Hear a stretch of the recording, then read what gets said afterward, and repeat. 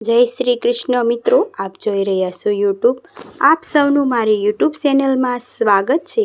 મિત્રો, આજે આ વિડીયોમાં આપણે સાંભળવાના છીએ, જાણવાના છીએ ફાગણ માસની અમાવસ્યા ક્યારે છે, આ અમાવસ્યાનું શુભ મુહૂર્ત શું છે, અમાવસ્યાના દિવસે શું કરવું શું ન કરવું તે સર્વે કાંઈ જાણીશું અને તેના ઉપાય શું કરવું તથા અમાવસ્યાનું મહાત્મય વિશે. જો આપને આ વિડીયો પસંદ આવે તો લાઈક કરજો, શેર કરજો. આપ આ ચેનલ પર પહેલી વખત જોઈ રહ્યા છો તો સબસ્ક્રાઈબ કરી લેજો, જેથી આવનારા નવા વિડીયોની માહિતી આપ સુધી તુરંત પહોંચી શકે. ધન્યવાદ.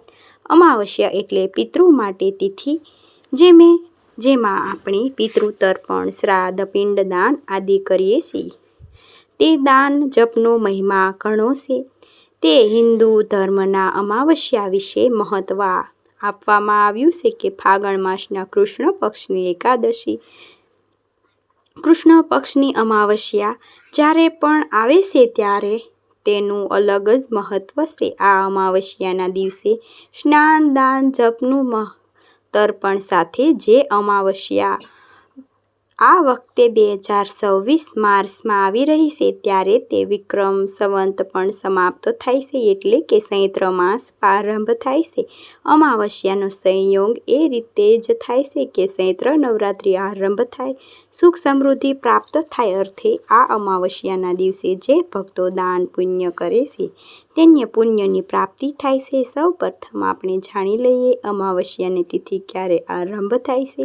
આપણા હિન્દુ પંચાંગ અનુસાર અમાવસ્યાની તિથિ તારીખ 18 માર્ચ 2026 બુધવારના દિવસે સવારે 8:26 આસપાસ થાય છે.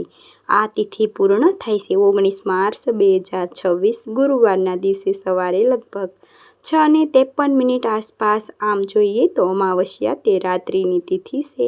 રાત્રિની તિથિ અંધકારની તિથિ માટે અમાવસ્યા 18 માર્ચ 2026ના દિવસે ઉજવવાની રહેશે. રાત્રિએ હનુમાનજીની, કાલ ભૈરવની પૂજા ઉપાસના થાય છે અને અમાવસ્યા ભગવાન મહાદેવને પણ સમર્પિત છે. માટે જ આ 18 માર્ચ 2026ના દિવસે જ અમાવસ્યાની ઉજવણી થશે અને વ્રત પણ પૂર્ણ થશે. ઉદયા તિથિ અનુસાર જોઈએ તો 19 માર્ચ 2026ના દિવસે અમાવસ્યા પડે છે. સ્નાન, દાન, જપ થઈ શકે છે તે, પરંતુ અમાવસ્યાના દિવસે ચૈત્ર માસ આરંભ પણ થાય છે.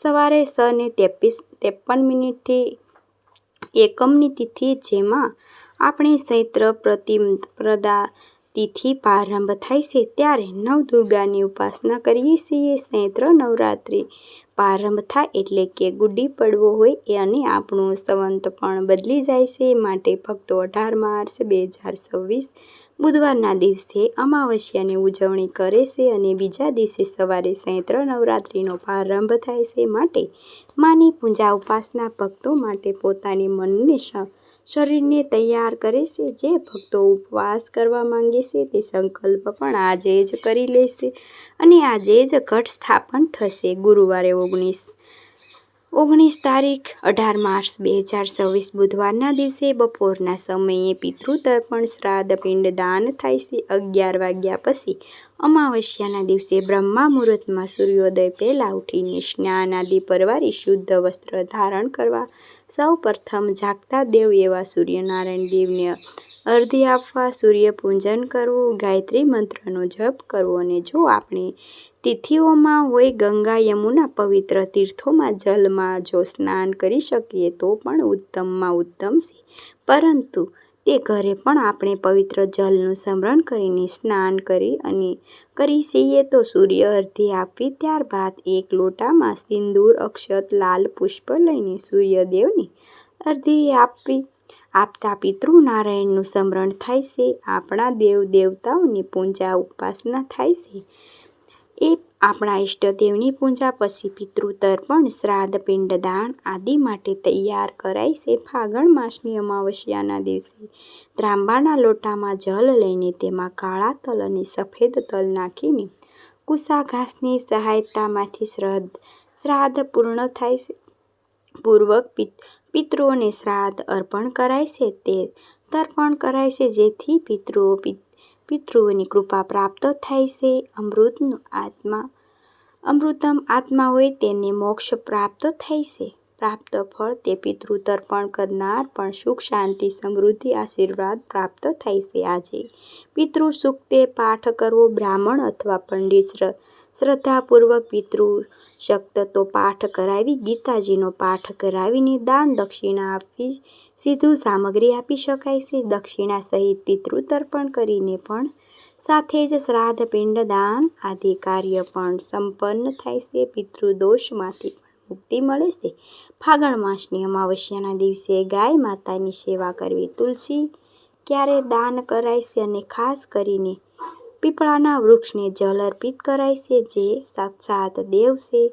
દેવ સમાન વૃક્ષ છે. પીપળાના વૃક્ષની છે સરસોયાના તેલનો લાંબી વાટ કે ઊભી વાટનો દીવો પ્રગટાવાય છે અને 7 પ્રદક્ષિણા અથવા તો 108 પ્રદક્ષિણા કરાય છે. આજે પિતૃ તર્પણ કે શ્રાદ્ધ કરવાથી પિતૃને મુક્તિ મળે છે એવી શ્રદ્ધા સાથે આપણે આ કાર્ય કરીએ છીએ. મહિનામાં એક જ વખત આ તિથિ આવે છે, અમાવસ્યા, અને એક જ વખત પૂર્ણિમા માટે. બંનેનું મહત્વ પૂર્ણિમા અને સંપૂર્ણ ચંદ્રના દર્શન થાય છે, જ્યારે અમાવસ્યા બિલકુલ ચંદ્રદેવના દર્શન થતા નથી. મિત્રો, આ હતું અમાવસ્યાનું મહાત્મ્ય. આ અમાવસ્યાનું મહાત્મ્ય પિતૃ શ્રાદ્ધ પિંડદાન દિવસ દરમિયાન થાય છે, રાત્રિએ નહીં. રાત્રિએ માત્ર કાલ ભૈરવ બટુક ભૈરવ મહારાજની પૂજા ઉપાસના થાય છે. સરસોયાના તેલનો દીપક પ્રગટાવાય છે. ધૂપ દીપ કરાય છે, જેમાં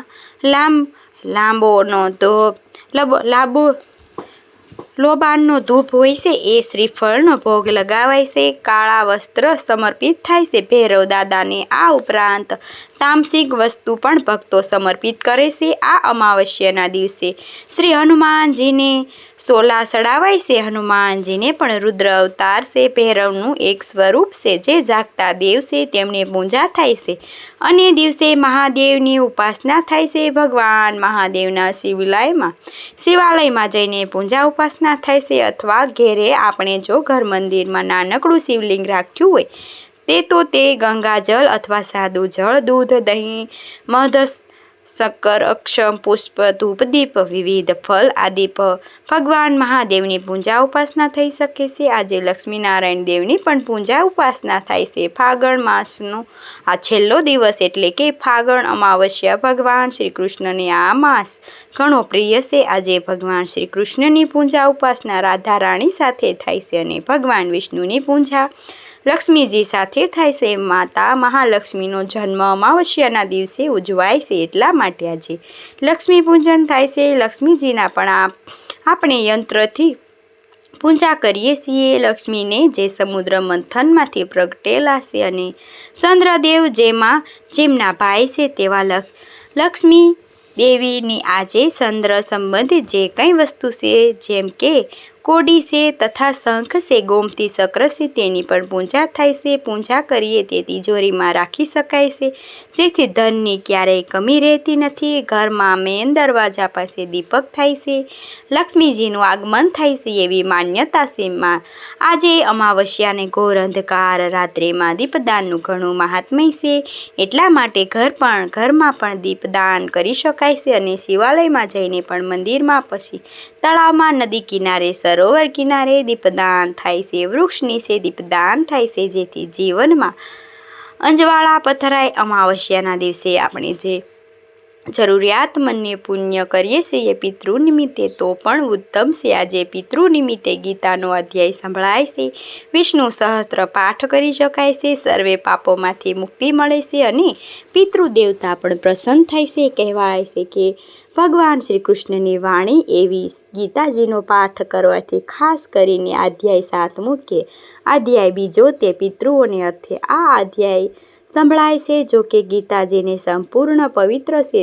શ્રીમદ ભાગવત ગીતા મહાપુરાણની કથા પણ સાંભળી શકાય છે. ઉત્તમમાં ઉત્તમ છે જે ધુંધુકારી મોક્ષની કથા છે. તે ઉપરાંત ગજેન્દ્ર મોક્ષની કથા પણ છે, સાંભળી શકાય છે. આમ તો આજે પવિત્ર કથા દ્વારા મંત્રો દ્વારા પૂજન, શ્રાદ્ધ, તર્પણ, પિંડદાન આપણે પિતૃ એક શ્રદ્ધાંજલિ અર્પણ કરી શકીએ છીએ, જેથી પિતૃ તૃપ્ત થાય છે અને આપણા ઘર સુખ શાંતિ આશીર્વાદ પ્રદાન કરે છે, સુખાકારી રહે છે, આરોગ્ય સૌભાગ્ય રહે છે, સંતાન સુખની પ્રાપ્તિ થાય છે, જીવનમાં ધન્યતા રહે છે. અમાવસ્યાની તિથિ આજે ચાલ્યા ગયા છે તે ભૂતકાળમાં તેઓ પિતૃ આપણે સ્મરણ કરીએ છીએ, નામ સ્મરણ કરીએ છીએ. માટે ભૂતનાથ ભગવાનની પૂજા ઉપાસના કરવાથી પણ પિતૃ દેવતાને તૃપ્તિ મળે છે, દેવતા તરફથી આશીર્વાદ પ્રાપ્ત થાય છે. મિત્રો, મને આશા છે કે આપને આ વિડીયો જરૂર પસંદ આવ્યો હશે.